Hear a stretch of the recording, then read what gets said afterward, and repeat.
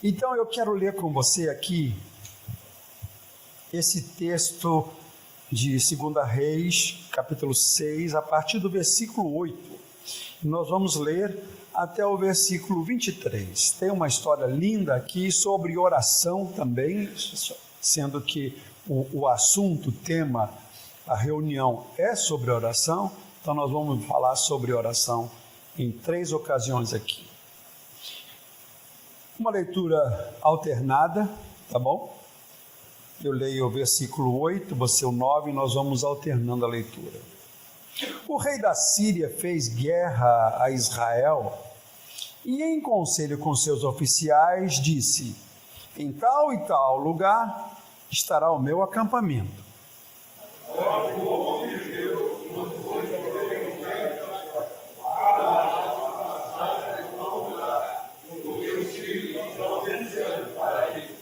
O rei de Israel enviou tropas ao lugar de que o homem de Deus lhe falara e de que o tinha avisado, e assim se salvou não uma nem 2 vezes.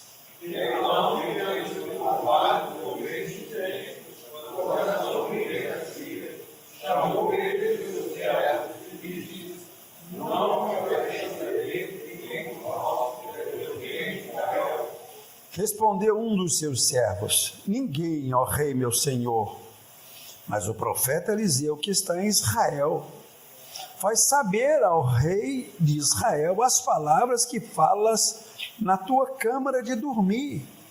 Ele disse: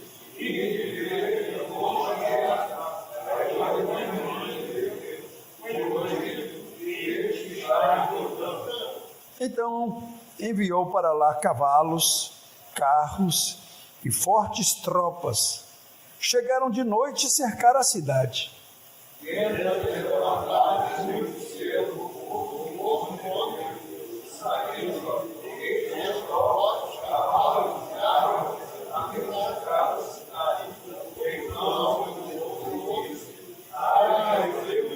Que faremos?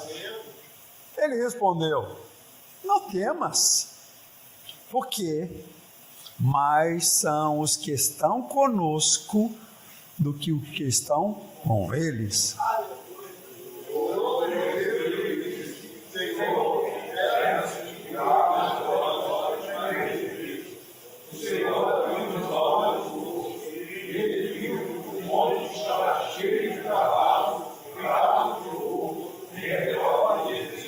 Essa foi a primeira oração que Eliseu fez, tá? E como desceram contra ele, orou Eliseu ao Senhor e disse, de novo, segunda oração: fere, peço-te, esta gente de cegueira. Feriu-a de cegueira conforme a palavra de Eliseu.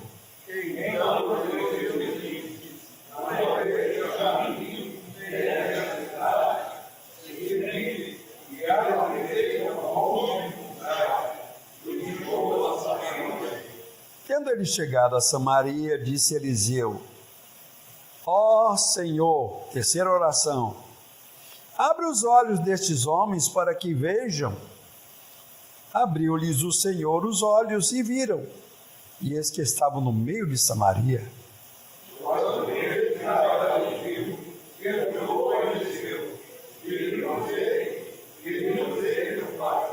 Respondeu ele: não os ferirás. Fere aqueles que fizeres prisioneiro com a tua espada e o teu arco. Porém, a estes, manda pôr-lhes diante pão e água, para que comam e bebam e tornem a seu senhor.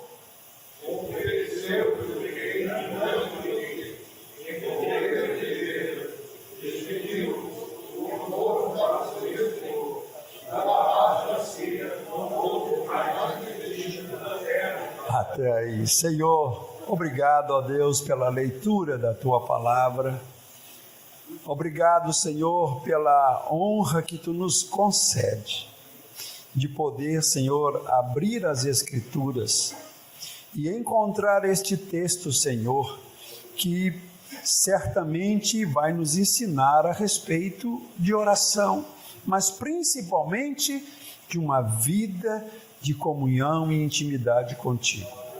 Assim, Senhor, ajuda-me nesta hora a transmitir, a abrir os meus lábios para compartilhar aquilo que tu tens colocado no meu coração para abençoar a vida desses irmãos e que o teu nome seja glorificado e engrandecido para todos sempre.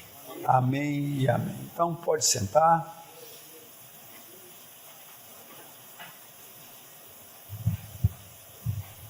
Meu desejo nesta noite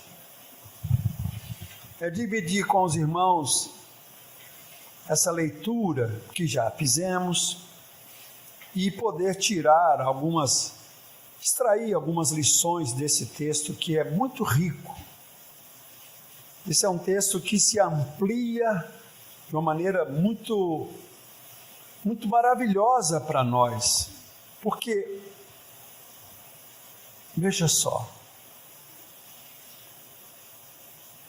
eu estava meditando sobre a vida do profeta Eliseu desde quando Elias o chamou e como ele pediu ao Senhor, através de Elias, ele fez um pedido a Elias que lhe concedesse a unção dobrada do Espírito que estava sobre Elias, e Elias foi quem foi aquele profeta. Acabe tremia de medo de Elias.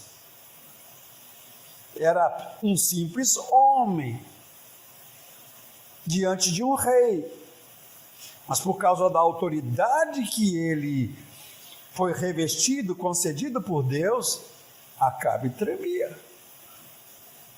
Porque se você for ler a narrativa, você imagina um homem entra corredor do palácio adentro e se apresenta diante do rei e diz assim: ó rei,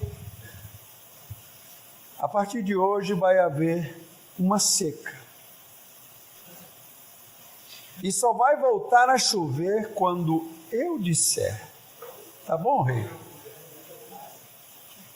O que você diria se fosse aquele rei que tivesse sentado lá naquele trono?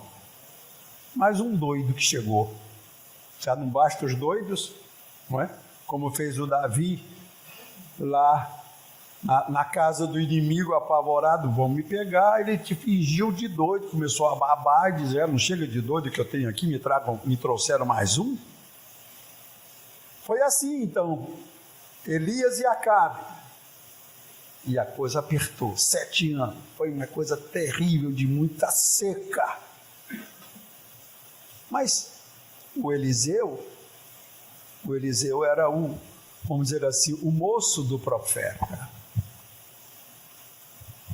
Acompanhou uma boa parte da vida do Elias.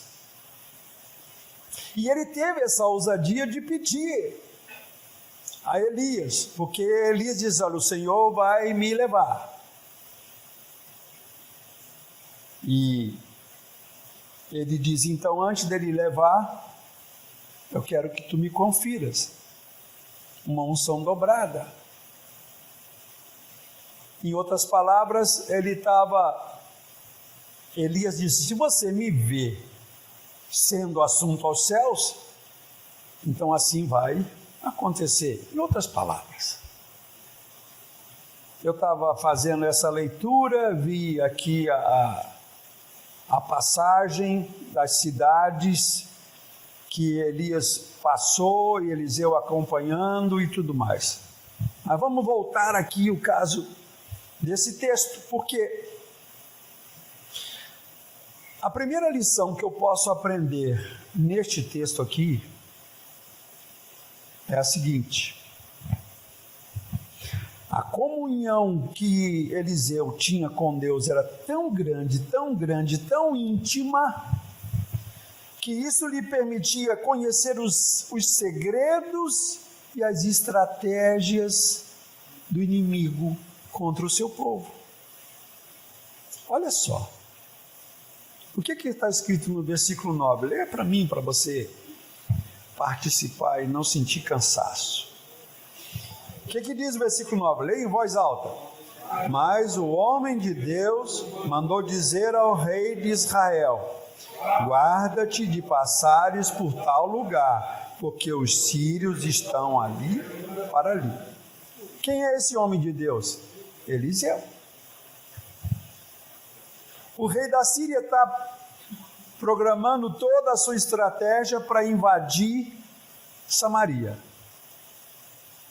Ele reúne todos os seus oficiais para elaborar o plano de invasão, coloca, imagino, aquele mapa diante daquela comitiva e começa a dizer: nós vamos invadir por aqui e tal. Só tem um detalhe: o homem de Deus, lá em Samaria, ouvia tudo o que o rei da Síria elaborava, todo o plano. Será que ele tinha uma escuta? Hein? Será que ele tinha alguma escuta? Um telefone celular? Né? Algum microfone escondido lá dentro? Como é que podia? Mas a realidade, hoje nós podemos falar usando essa linguagem, né? Que é possível. O cara está lá com o microfone escondidinho, não é? Ele vai para uma conversa, uma audiência, alguma coisa assim, e alguém longe consegue ouvir a conversa. Por quê? Tem um microfone. Mas o Eliseu, a intimidade de Eliseu com Deus era tão grande, e olha, eu tenho pensado sobre isso. É como se Deus dissesse assim, ó, permitisse: seus ouvidos vão lá. Você vai ouvir o que eles estão conversando. Não sei se tinha um amplificador instalado lá na câmara de dormir do rei, não sei. O texto diz que o que ele falava, Eliseu ouvia.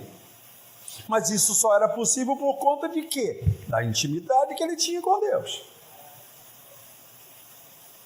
Eliseu vai ao rei e diz assim: olha, há um plano de invasão da cidade, o rei da Síria está elaborando o plano, e o que ele tratou lá é que em determinado lugar ele vai colocar as suas tropas. Então, evita aquele lugar ou mande soldados guarnecer aquele lugar. Imagina, o rei da Síria prepara tudo direitinho, e quando chega lá, encontra o quê? Um exército para defender aquele lugar. Ele disse: como é que pode? Segunda vez, a mesma coisa. De novo, ele chega e encontra uma resistência do exército de Israel. Ele começa a pensar o quê? O que a cabeça dele vai pensar naturalmente? Tem um espião entre nós. Né? Tem um espião. Tem alguém passando as informações para o nosso inimigo. E aí? Ele então reúne o seu grupo e faz essa pergunta. Versículo 11, o que diz? Então, tendo se turbado com este incidente o coração do rei da Síria, chamou ele os seus servos e lhes disse: não me fareis saber quem dos nossos é pelo rei de Israel? Quem de vocês aqui está revelando o nosso plano? Trata logo senão a coisa vai complicar. Conta logo. Aí, um dos que estava participando daquela reunião conhecia quem era Eliseu, sabia dos dons que Deus havia concedido a Eliseu. O que ele respondeu para o rei? Não, rei, Não tem ninguém daqui entre nós que está revelando o segredo das nossas reuniões. Não tem ninguém aqui. O texto ele responde assim: respondeu um dos seus servos: ninguém, ó rei, meu senhor, mas o profeta Eliseu, que está em Israel, faz saber ao rei de Israel as palavras que falas na tua câmara de dormir. Lugar quase secreto. Provavelmente reunia-se naquele lugar para fechar todo o plano, as autoridades mais próximas, os comandantes. E tinha uma escuta lá. Só que era uma escuta que ligava aos ouvidos de quem? Do Eliseu. E o Eliseu então ia ao rei e transmitia o recado. Agora, o que você acha que esse rei vai fazer em relação a Eliseu? Ele precisava fazer o que com Eliseu? Calar ou tapar aquele ouvido ou calar aquela boca. Em outras palavras, ele queria o quê? Tem que matar esse cara tem que morrer. Ele revela os nossos segredos. Onde é que ele está? Andaram perguntando. A pergunta foi essa. Ele disse: ide e vede onde ele está, para que eu mande prendê-lo. Alguém disse assim: olha, eu soube que ele está em Dotã. Dotã? É. Então tá bom. Essa informação é segura? É. Então, por favor, reúna aí a tropa e vamos para Dotã. Reuniu a tropa, colocaram os seus melhores soldados, oficiais, e diz o texto que eles chegaram naquele lugar e cercaram a cidade, de noite. E normalmente uma invasão acontece assim, não é? Dificulta a reação do inimigo. Chegaram à noite. Só que o que me impressiona nesse texto é que eles chegaram à noite e ficaram esperando o dia amanhecer para ir à casa de Eliseu para prendê-lo. Ué, se foram à noite é para pegar de surpresa, não é assim? Tiveram que esperar a noite toda para o dia amanhecer e eles irem à casa de Eliseu. O que você acha que impediu aqueles homens de prender o Eliseu?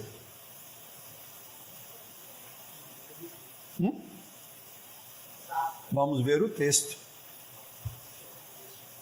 Porque está implícito aqui. Olha lá. Então enviou para lá cavalos, carros e fortes tropas. Chegaram de noite e cercaram a cidade. Passou a noite. Nenhum soldado ousou entrar na casa de Eliseu para prendê-lo. Ninguém invadiu a casa de Eliseu. Eliseu estava lá tranquilo, dormindo. De manhã, o Geazi estava com a bexiga cheia. Por favor, se tá gravando, corta isso. Porque normalmente depois de uma noite de sono você acorda e vai o quê? Ao banheiro. Só que naquela ocasião o banheiro não ficava dentro de casa, ficava fora. O Geazi então, tranquilo, ele paralisa, ficou paralisado, apavorado. O que aconteceu? Ele notou que a cidade estava cercada de soldados. Olha lá. Tendo se levantado muito cedo, o moço do homem de Deus, e saído, eis que tropas, cavalos e carros haviam cercado a cidade. Então o seu moço lhe disse: ai, e deu ruim. O negócio agora está complicado. Que faremos, meu senhor? Ué, alguém disse que ele ia ser preso? Não. Chegou alguma ordem de prisão para o Eliseu? Alguém assinou alguma ordem de prisão? Mas ele imaginava. O motivo desses soldados por aqui, com certeza, é para te prender. O que faremos? E aí vem essa palavra que na minha Bíblia está grafada, eu grafei, sublinhei. Na sua, se não tiver, você faça isso para você lembrar, porque esse é um texto muito importante para lembrarmos, né? Mas são os que estão conosco. Não tenha medo, é a palavra para tranquilizar o coração de Geazi. Não tenha medo. Por quê? Mas são os que estão conosco do que os que estão com ele. Como? Mais são os que estão conosco do que os que estão com eles? Você está vendo o que? Meu Senhor, como mais são os que estão conosco do que estão com ele? E aí, a primeira oração de Eliseu é esta. Orou Eliseu e disse, olha que oração curta, olha o tamanhozinho da oração. Senhor, peço-te que lhe abra os olhos para que veja. Só isso. Oração.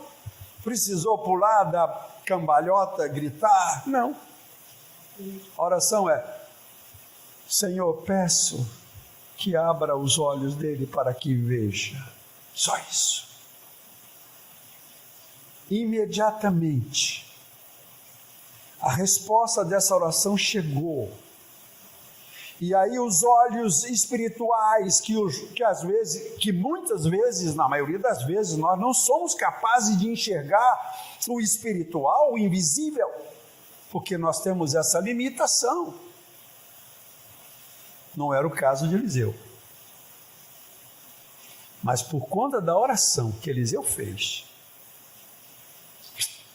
os de Geazi puderam contemplar o que lhe era impossível enxergar com os olhos humanos. Ele pôde enxergar a dimensão do espiritual.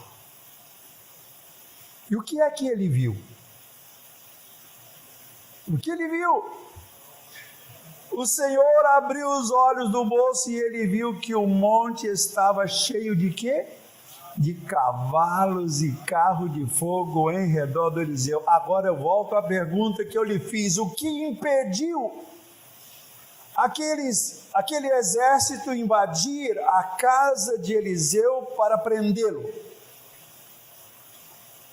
Os anjos do Senhor. Agora, olha que coisa interessante. Eu falei os anjos do Senhor. E eu pergunto a você,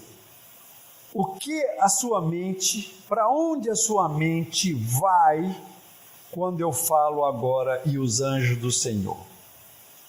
Ela te direciona para onde? Dentro do texto, não nesse texto, mas dentro das Escrituras. Ela te manda para onde? Para o livro de Salmo. Não te manda para o livro de Salmo? Não te dá esse link, essa conexão do Salmo? O que é que diz o Salmo então? O anjo do Senhor acampa-se ao redor do que os teme e os livra. Ah, que maravilha! É por isso que você não deve sair de casa sem orar e pedir a Deus a proteção do Senhor. Não deve. Porque nós sabemos que há uma ação das trevas. Porque o inimigo, ele não se importa com aqueles que já lhe servem. Ele vai se interessar por aqueles que são seus adversários, ou que não lhe servem. Nós servimos ao Senhor. Então é por isso que nós precisamos contar com a proteção dos anjos do Senhor. Porque os anjos recebem ordem do trono de Deus para nos proteger. Nós precisamos entender isso. A Bíblia não me permite orar pedindo a proteção dos anjos. Eu preciso pedir a proteção do Senhor para que Ele envie os anjos para nos proteger. E eu estou falando isso porque existe determinados lugares, até evangélico, que cultuam anjos. Cultuam, tem culto para os anjos. Tem louvor até que valoriza essa manifestação. Mas ele só acontece quando recebem ordem de Deus para nos proteger e nos guardar. Então o texto continua.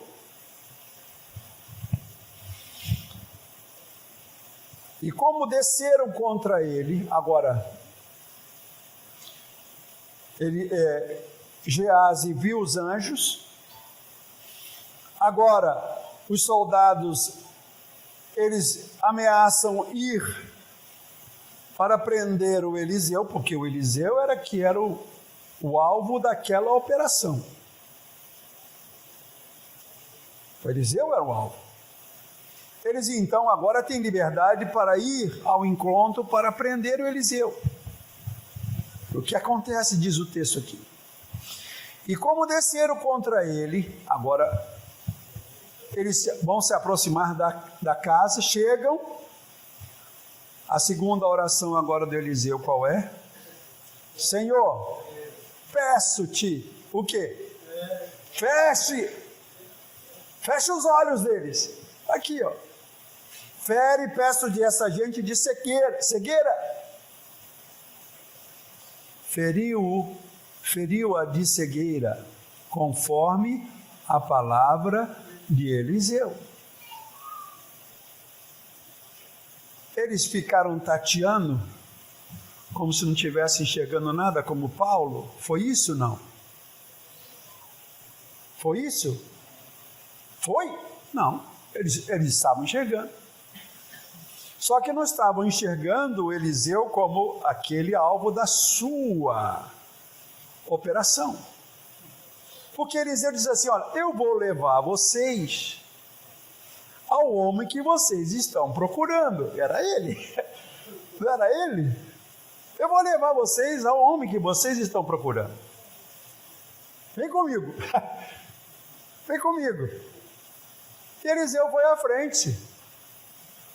E aquela fila de soldado acompanhando Eliseu, marchando. Está aqui, ó. Então Eliseu disse, não é este o caminho, nem essa cidade. Segui-me e guiar-vos-ei ao homem que buscais. E os guiou a Samaria.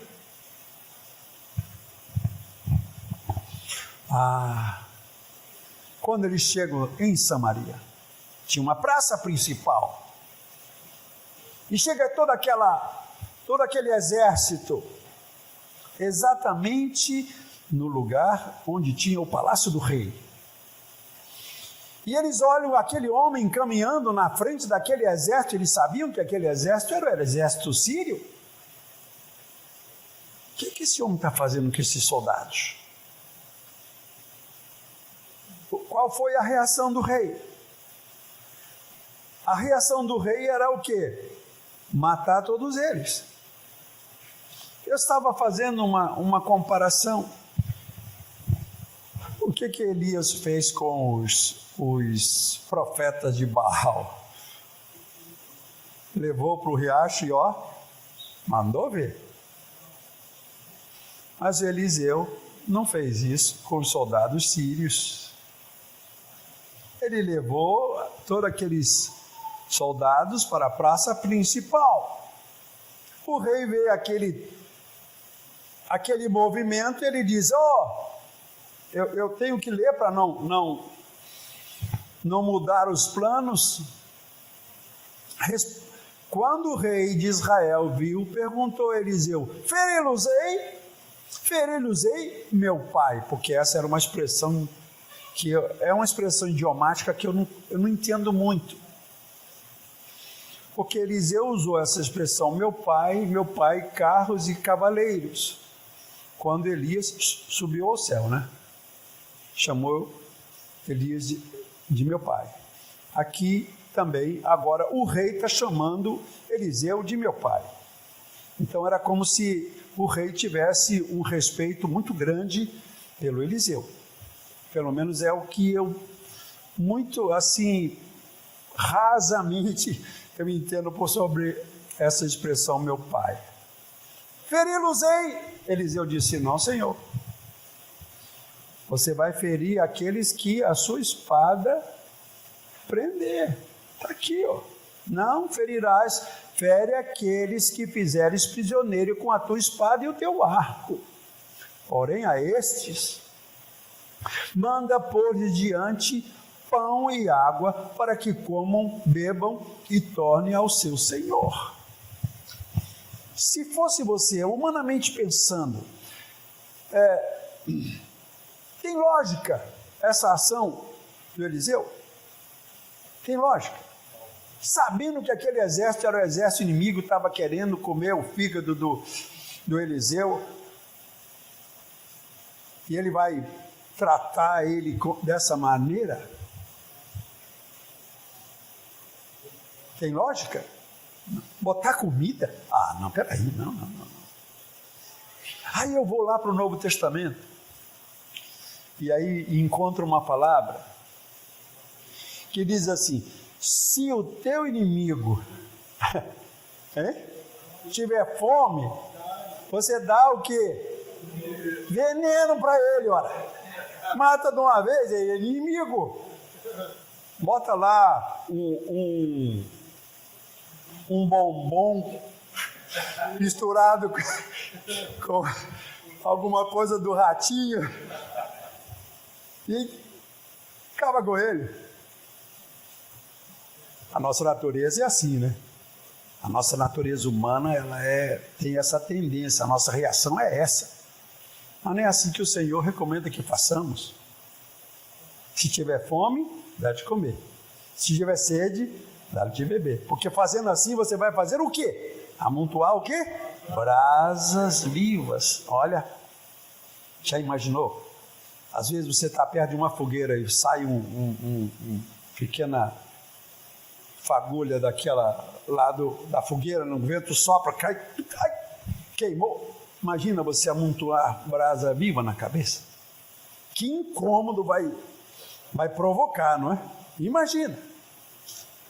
Mas isso foi tão importante, porque certamente aqueles soldados, eles foram, depois que participaram daquele momento, eles já não teriam mais motivação para querer ou prender o Eliseu ou enfrentar ou invadir Samaria. Por quê? Se o meu inimigo me trata dessa maneira, o que acontece? Ele ganha o coração, não é? Aqui vai uma lição. Há pessoas que às vezes têm uma diferença muito grande com você. Talvez você viva essa experiência de pessoas que são declaradamente contrária a você, não gosta de você e sempre está fazendo muxoxo, soltando uma piada, essas coisas assim. Você, como cristão, quer ganhar aquele coração? Trata bem.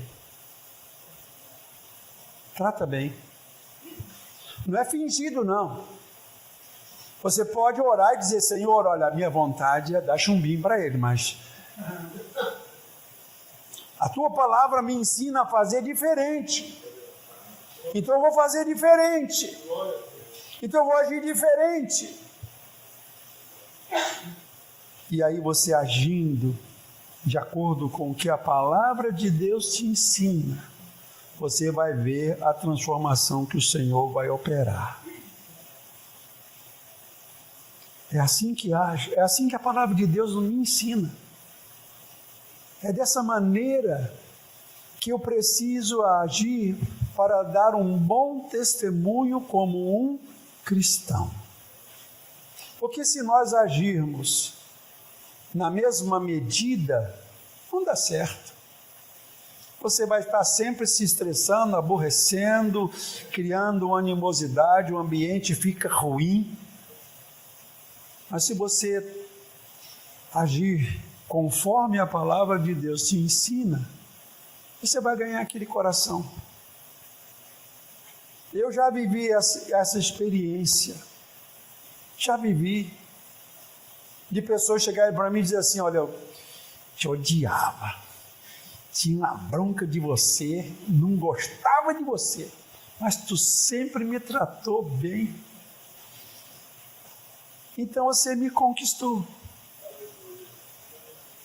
Eu tinha um colega que, quando eu estudava na escola pública, ele era um brigão da sala, da escola. Meu Deus, todo dia ele se envolvia em briga. Tinha dois. Um eu sei que já morreu, muito tempo. O nome dele era Roque. Mas era um brigão. E ele, quando nós nos tornamos jovens, já adultos, ele acabou casando com uma menina que morava na rua que eu morava. Ele disse para mim uma vez assim: olha, você me fazia mais raiva não reagindo do que se você tivesse metido a mão na minha cara, porque ele sempre me provocava para brigar e eu não brigava. Eu não sei se eu brigava porque era frouxo ou porque era fraco, mas não brigava. A gente trata assim, e nós ganhamos aquela pessoa. Olha, a minha esposa tem uma maneira muito sábia de tratar. Se você tem um parente que está internado no hospital, e aqui vai, estou vendo ali o doutor Silvio está ali ouvindo, ela sempre ensinou isso. Trate bem a enfermeira. Leve sempre um mimo para a enfermeira. Uma lembrancinha, um presente. Trata bem. Sabe o que vai acontecer? Ela vai também tratar bem aquele parente seu que está lá. É difícil fazer isso? Puxa vida, um bombom, às vezes, uma lembrancinha. Puxa, passei ali no mercado e vi isso aqui, olha, estava tão gostosa essa fruta e trouxe para você, tá? Você ganha o coração. E aí você vai receber de volta aquele tratamento que você pôde oferecer. O cuidado. Então essa história termina dessa maneira. O rei ofereceu um banquete, então ofereceu-lhes o rei grande banquete, e comeram e beberam, despediu-os e foram para o seu senhor. E da parte da Síria, o que diz?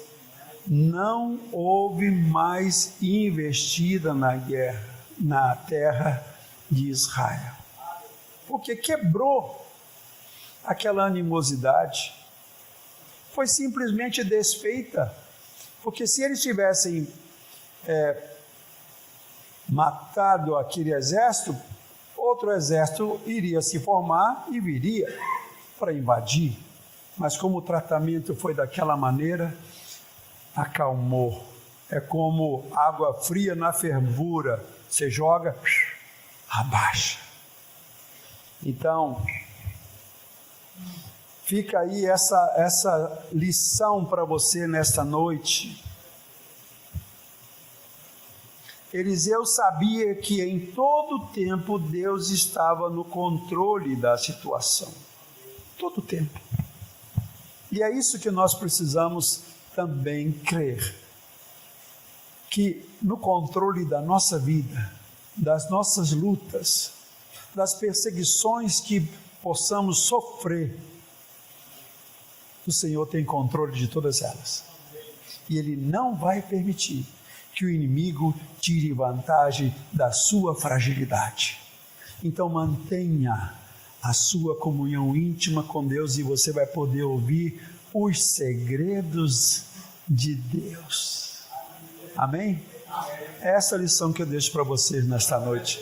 E que o Senhor te abençoe abundantemente. Amém, pastor? Glória a Deus por isso.